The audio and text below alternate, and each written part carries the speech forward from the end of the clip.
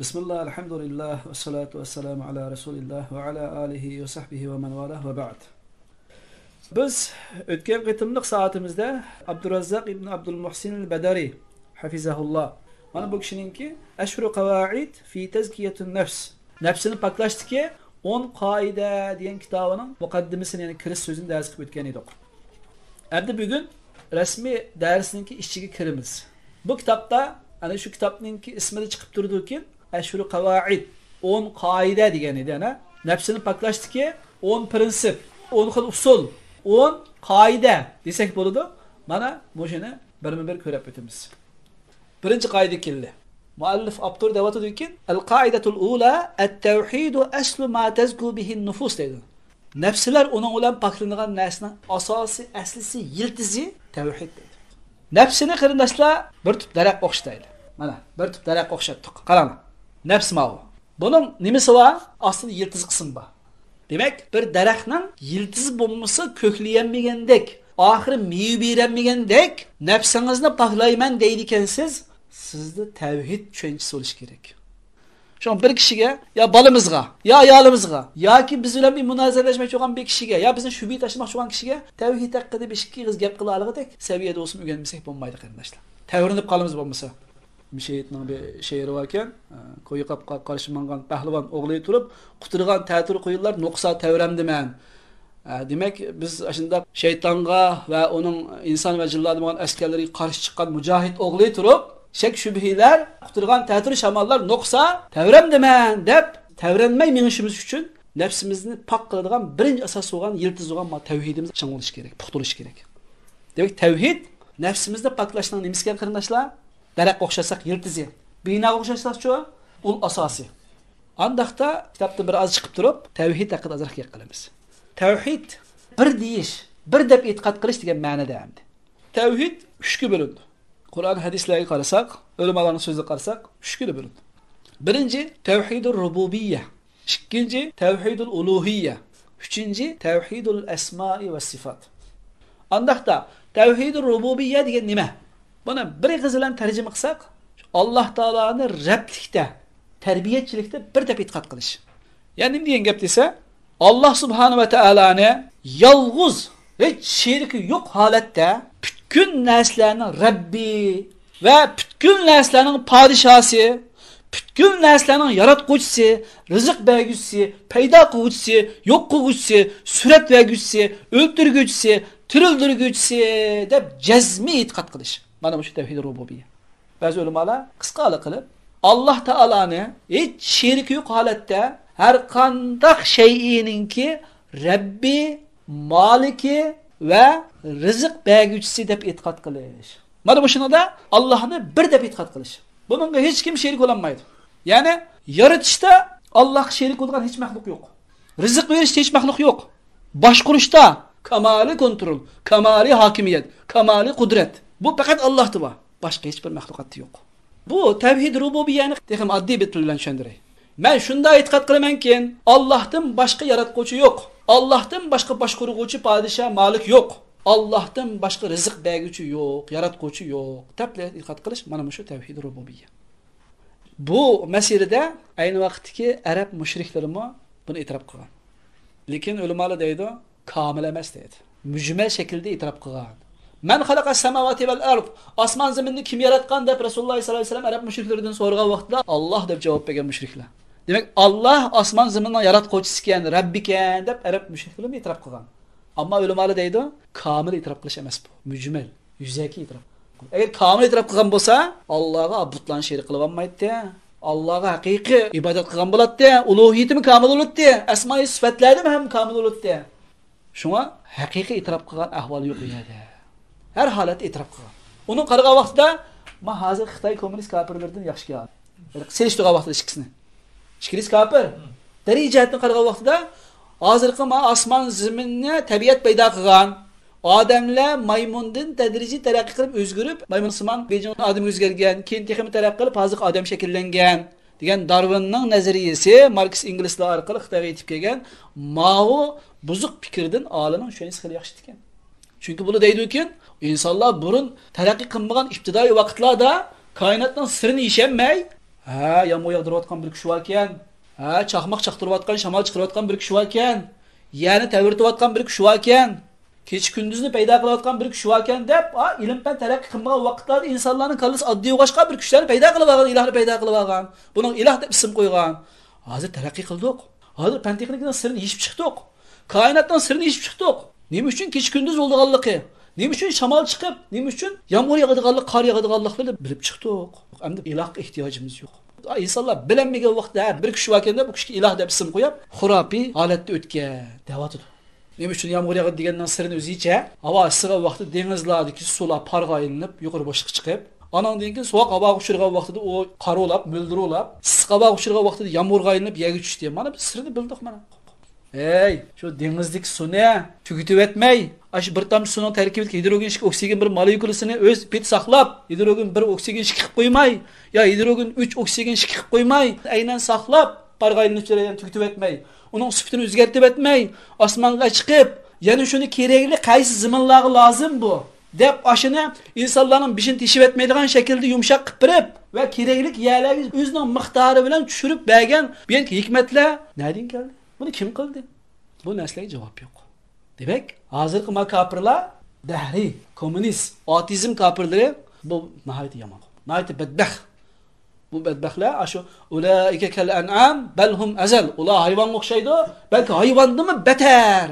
Hayvanlar mı Allah tesbih etip durdu iken. İbadet teklif kılıngan bile ula Allah belgilep beyan kanun içinde yaşayıp Allah tesbih etip durdu iken. Şu ula bu cümleden Mebadiul İslam'da Ebu A'la Mevdudi deydi iken muşu noktunu karga vakti ulan Müslüman deydi. Ulan boysunu koçu. Müslüman degen boysunu koçu degen gep. Fakat cinlarning içinde kapırlar, insanlarning içinde kapırlar Allah'a seylik kılgıcı. Kalan bütkül kurut konguz, bütkül mahlukatlar, cinlarning içindeki Müslümanlar, insanlarning içindeki Müslümanlar ve barliq mahlukatlar hemmisi Allah'a teslim bolguchi Müslim deydi. Demek bu tevhid-i rububiyet demiken adli tilbik vaqtimizda Allah'tan başka yaratquchi yok. Allah'tan başka malik yok. Allah'tan başka rızık vergichi yok. Dep cezmi itiqad qilish. Shekardash qolmaslik. Bu tevhid-i rububiyet. İkincisi nima? Tevhid uluhiyye. Ma muhim qarindoshlar. Arab mushriklarimi bu shayga kizib qo'ygan mana. Uluhiyatga kizib qo'ygan. Fasiq insonlardan bu xatolik ko'rildi mana. Diqqat qilsak bizdan bu xatolik ko'rildi.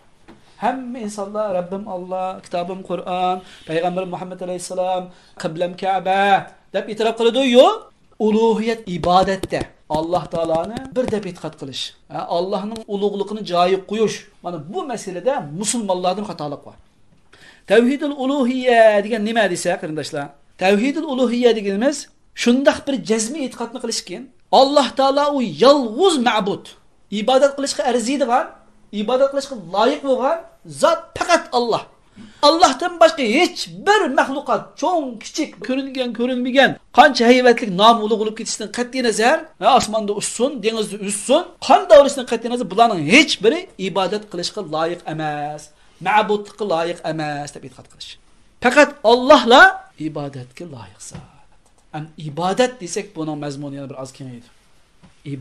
Ibodat degan bir musulmonning atigani qo'pqondan tortib kechgacha Allohga ixlos qilib, sunnatga uyg'un qilgan amallarning hammasi nima? Ibodat.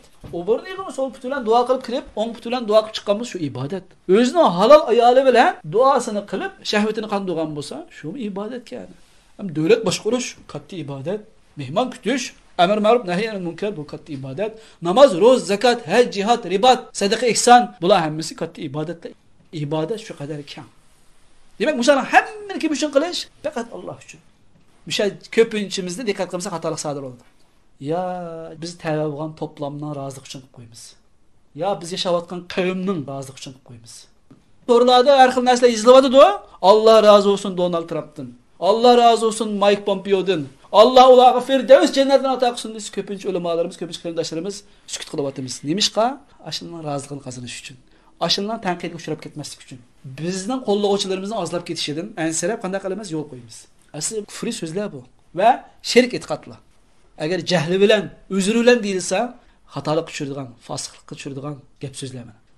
Nemishqa sukut qilamiz desa, Allah uchunla qilish degan narsa bo'lmayada qavmi qarindoshlarining roziligini ko'zlab qilish. Yoki biz nafsimizning rohatini ko'zlab qolamiz. Yoki biz tavag'on jamoatninki amirininki qo'mondonining roziligini ko'zlab qolamiz.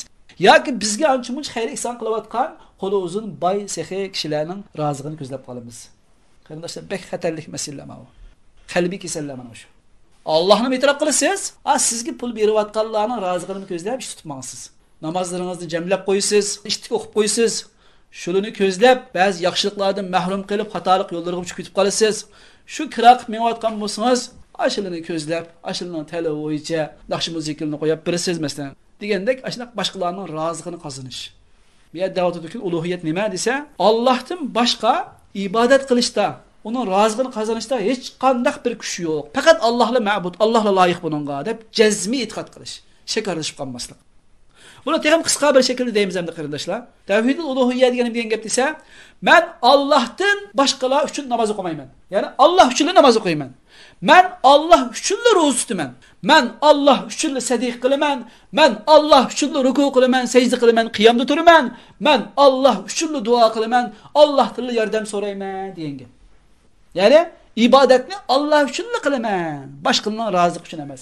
Onam, dadamning rozilik uchun emas, men iqtisodiy turtki bo'layotgan kishilarning rozilik uchun emas, men tava bo'lgan to'plamning rozilik uchun emas. Kimning rozilik uchunki?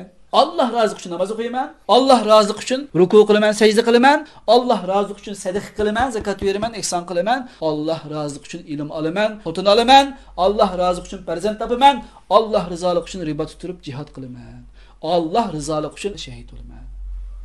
Allah uchun qilish. Allah uchun qilgandiki jannat Allohning, hurayilla Allohning, qabr azobi qildirmaslik Allohning, toji viqor, izzat toji kiydirish va libosul iymon libosi kiydirish, 70 kishini o'z qavmiga shafaat qilish, 72 hurayinni berish, gunoh ma'siyatlarninki kaforat bo'lishi, qabr azobi ushirmaslik bu Alloh o'zi bergan narsalar. Uyga o'zining shikidan kirayli demoqchiman va o'zining dal ochiqishini salayli.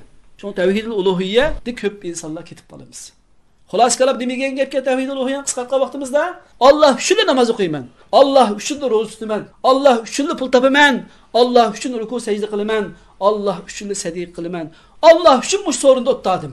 Bir yig'iz gap bilaysak, Alloh uchun yashayman. Yashashdan nima narsa bor ana shu. Namoz o'qish, ro'za tutish, sadiq qilish, ilm bilish hammasi bor, ha? Alloh uchun yashayman. Tavhidul uluhiyya muhimmi qarindoshlar? Osmon zaminni kim yaratdi? Man xalaqa samawati val ard desa Alloh deb javob bergan mushriklar rububiyatni e'tirof qilgani bilan mana bu yerga kirgizib qo'ygan.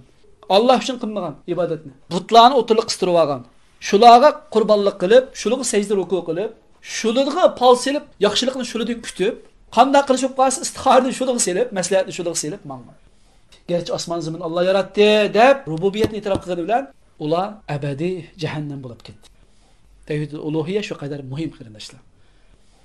Üçüncüsü tevhidul esma ve sifat. 99 isim ve sıfatda Allah'ını bir de e'tiqod qilish. Bunun hiç kim şerik olamaydı. Ve ana rabbukumul a'la, men en ali perverdigarınlar men deb kazzaplarçı özüde yok nesini dava qilgan, Firavun'da mı yok, Nemrut'da mı yok, Mao'nun Deng Xiaoping, Xi Jinping, Hu Jintao bularda mı yok. Darwin, Marx İngilizlarda mı tek asla yok. Hazırki barliq prezidentlarda, rahbarlarda bu sıfat yok. Ata-anamda mı yok, mende mi yok. Fen texnikide texi yok. Fakat Allah'tan bu isim ve sıfatlar deb e'tiqod qilish. Yani Allah Teala'ni mana şu isim ve sıfatlarda qanday qilish? Yekkilash, bir deb e'tiqod qilish. Allah Teala'ningki Es-Semi, El-Basir, El-Hakim, Es-Salam, El-Mu'min, El-Muhaymin, El-Mutakabbir. Sıfatlar ham ba Es-Sem' vel-Basar vel-Hakim. Demek mana shularning hammasida qanday Allohni bir deb e'tiqod qilish. Buning hech kim sherik bo'lishga sifat to'shmaydi, salohiyat to'shmaydi. İnsanlarda mı paraz? Körüdü, anlaydı, lekinço naqs. İlmi taraqqi etken, asmanda uçkan, denizde yüzgen, yeri şoğulgan, fen texniki iyi olgan insanlar mı Allah Teala'daki bu sıfatlarga şerik olanmaydı. Aynı vaxtki mesela şu dünyanın sorgan Nemrut, Firavun veya Çingiz Han, Qatarlık ve ondan keyinkilerinin mi hem bu Allah Teala'nın isim ve sıfatlarında hiç şerikçilik yok. Gerçi olay yalgandan özü yok nesini dava qilgan bolsun o. Demek bu isim ve sıfatlarda Allah Teala'nın deb e'tiqod qilishgan, bir deb e'tiqod qilish. Şeriki yok. Kur'an ve hadiste Allah Teala'nın isim sıfatları kelganimda ko'proq isim, sıfat azroq. Hem ulamalar ixtilof qilgan, qancha sıfat var Allohning. İsmi qancha, sıfat qancha degan masalada birlik kelgan emas. Ba'zi ulamalar deydi-ki 20 sıfatı var. Qolgan 79'i isim bo'lgan bo'lsa 20 sıfat. Yana ba'zi ulamalar deydi yo'q, 12 sıfatı var, 10 sıfatı var, 17 sıfatı var. Degandek o'xshagan qarashlar o'tirib qo'ygan. Lekin sog'lom manbalarga qarasak, buni tekshirgan ulamalarning so'zi bu vaqtda ochiq bir narsa deyish xatolik. Manchi sifat va manchi ismi va deyish. Shunga tavhidul asma va sifat deb tugatimiz dedi. Allohning ism va sifatlarini bir deb e'tiqod qilish. manchi sifati var, manchi ismi var deyish loyiq emas. İsim degan nima ekan? As-Sami', al-Basir, al-Hakim degandek. Sifat-chu as-Sam'. As-Sami'ninki as-Sam' bo'lsa shu sifatini. As-Sami' bek anglovchi, haqiqiy anglovchi. As-Sam'u-chu anglash. Al-Basir-chu haqiqiy ko'rguchi. Al-Basar-chu al-Basar bo'lsa ko'rish. Sifat ma'lum. Al-Basir ism, al-Basar sifat. Al-Hakim bo'lsa hikmatli ish qiluvchi, al-Hakam bo'lsa hukm qiluvchi. Ana bu tavhidul asma va sifat nima? Oddiy bir tilimiz bilan tushunib o'taylik. Tavhidul asma va sifat degandan nima maqsad qilindi bu yerda desa, Alloh subhanahu va taolo o'zini Qur'oni Karimda va Rasululloh sallallohu alayhi vasallam shu Alloh subhanahu va taoloni sahih hadislarda sifatligan, atagan ism va sifatlarda Allohni bir deb e'tiqod qilish nima ekan? Tavhidul asma va sifat ekan. Oddiy da'vatimiz-a? Alloh taolo Qur'oni Karimda, Rasululloh sallallohu alayhi vasallam sahih hadislarda u Allohni sifatlagan yo atagan ism va sifatlarda Allohni bir deb e'tiqod qilish nima ekan? Tavhidul asma va sifat. Demak, bu tavhidni tavhidul rububiyya, tavhidul uluhiyya, tavhidul asma va sifat dedik-ku. Rububiyatda, ya'ni shu Rabblikda, Razzaqlikda, Maliklikda, Xoliqlikda Allohni bir deb e'tiqod qilish. Tavhid uluhiyya-chu ibodatda Allohdan boshqa ibodat qiladigan maxluq yo'q deb e'tiqod qilish. Shuning bu Alloh taolaning o'zini Qur'oni Karimda sifatlagan va Rasululloh sollallohu alayhi vasallam hadislarda sifatlagan bu ism sifatlarda hech shirk yo'q, Allohni yolg'iz deb e'tiqod qilish. Oddiy yo'li deyman, ha. Buni o'zimizga qisqartirib o'tish vallahi ham tushuniksiz bo'lib qoladi. Biz tazkiyatun nafs qilish da'vatimiz-ku, nafslarni poklash. Nafsini poklashning yiltizi nima dedik-a? Tavhid dedik. Mana bu tavhid bu bizning nafsimizni poklaydigan narsani ko'kartib turadi ekan, yashartib turadi ekan, meva ekan. Bu tavhidiy ilm, tavhidiy tushuncha, tavhidiy asos buning yiltizi ekan. Undan keyin bu muhim degan. Mushu tutib turadi degan. Bino bo'lsa, mana bu ul asosi degan. Ko'chat bo'lsa yiltizi degan. Shuning uchun bu shu qadar muhim. Bir şey to'xtayli. Bu ilmni Alloh taolo bizga dunyo oxiratga manfaat qilib bersin. Alloh taolo so'zimizni davomiy qilib bersin. Nafsimizni poklashning yo'llarini bilib va uni ham poklashga Alloh taolo bizga tavfiq bersin. Alloh subhanahu va taolo bu nafsini poklashning birinchi ul asosi bo'lgan tavhid tushunchalarini qalbimizga yerlashtirib bersin. Alloh subhanahu va taoloni rububiyatda, uluhiyatda, asma va sifatlarda bir deb e'tiqod qiladigan mushaqiq tavhid tushunchasini Alloh taolo qalbimizga yerlashtirib bersin. Alloh taolo buni bizning nijotlikka erishishimizga vasila qilib bersin. سبحانك اللهم بحمدك نشهد أن لا إله إلا أنت نستغفرك ونتوب إليك صلى الله على خير خلق محمد وعلى آله وصحبه أجمعين آخر دعوانا الحمد لله رب العالمين